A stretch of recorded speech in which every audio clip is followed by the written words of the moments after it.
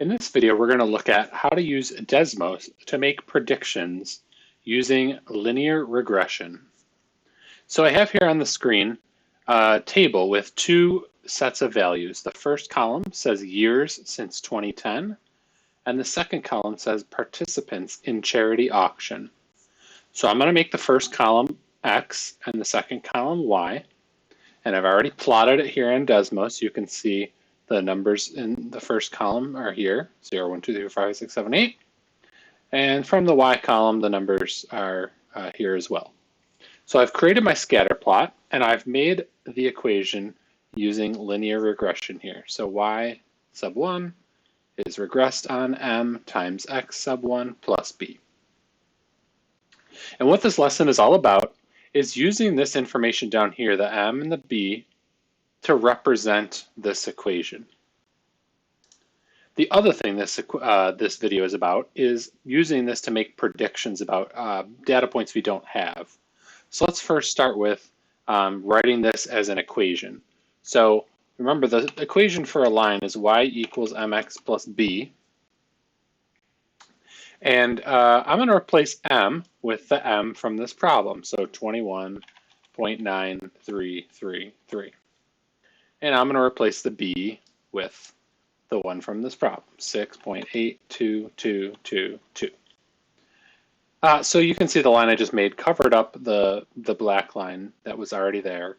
I don't really need to make this because there was already a line there, but I just wanted to show you how to write the equation. And now what I'm going to do is I'm going to predict some information that we don't yet have. So let's start with this. Let's say the question is asking, how many years after 2010 will it take for them to have 250 participants in the charity auction? So to do that, I need to decide 250 participants. Is that X or Y?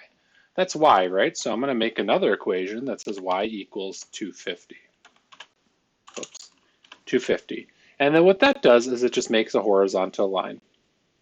And this point right here where they intersect, that is the prediction that we're looking for. Well, if the trend continues after 11.087 years, we will have 250 participants in the charity auction.